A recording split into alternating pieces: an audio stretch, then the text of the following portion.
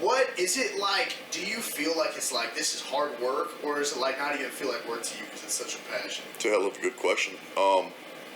Right now, I would say it's not the hardest work. So specifically with my job, hosting a sports radio show in Kansas City for 4 hours a day, there are some seasons that are easier than others. So right now, when I'm talking to Patrick Mahomes every Monday, and the whole city's telling me how awesome I am and how great it is, it's easy peasy, you know what I'm saying? Right. When the Royals are playing and they're fucking 50 games back and the All-Star game's happening, nobody cares, and I mean, it's a little bit more difficult. And this past year, dude, don't even get me going with COVID. I mean, because when COVID happened and there was no sports, well, obviously COVID's all that shit's still going on, but when it first happened and it struck my world, the sports world, I remember going to my boss's office, my current boss, and I was like, this is when I'm going to shine, dude. Like, because I can do I think that for a job like mine, and I would say my biggest strength of being an entertainer and, like you said, being a bullshitter is, one, you kind of got to know your limits, because I do a show with a guy, so it's like, let him do his strengths and let me take mine.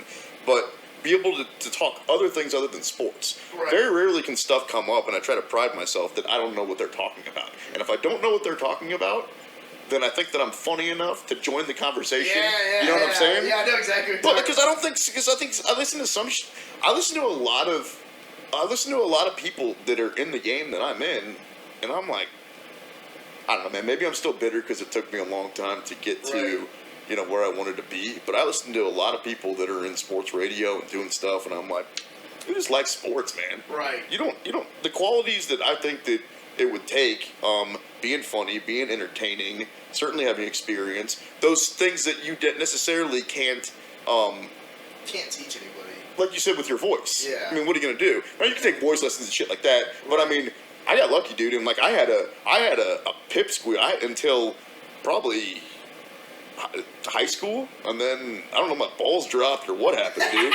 Because I would say when most people see me, man, that just listen to my show every single day, it takes like 5 minutes. They're like, "You're not the sports machine." No, you're not. No, you're not. They think I'm gonna be like some 6'4" big ass dude, you know?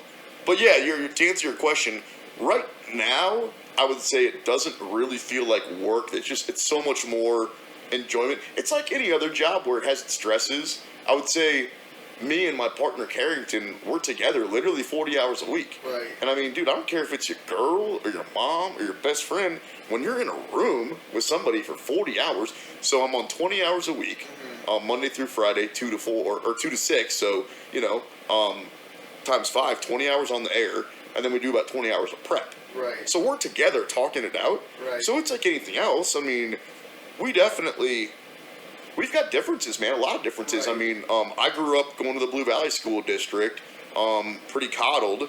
He grew up kind of in the hood. Yeah. You know, he went to school in Missouri. I've grown up in Kansas pretty much my entire life.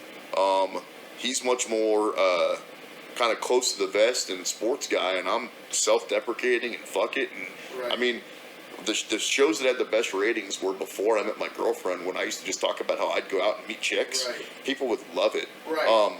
And it's just being worldly and being able to talk about yourself and all that stuff. It's one of those things, though, dude, that, like, I think anybody that ends up with, like, a dream job, anybody that ends up, like, at the destination that at one point they really saw themselves at, and then they took, like, a sideways path, like I did. So you didn't see yourself at this job? No, I did. I definitely did. It was, and dude, this was but it was stupid. Luke, I shouldn't have done this, because think about it. Dude, I pigeonholed myself to this. I swear to God, I was going to be a host in Kansas City at 6:10 in the afternoons. Right. And I did that. I wasn't going to be happy if I was on 8:10. I wasn't going to be happy if I was in St. Louis. I wasn't going to be happy if I was on in the mornings. Right. I wanted exactly the show that I had. And I mean, I remember it was, my cousin and I were in Vegas 15 years ago. I mean, this is a long time ago, man.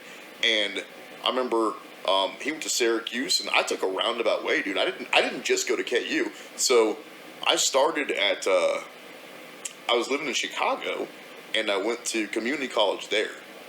And I took like 2 classes.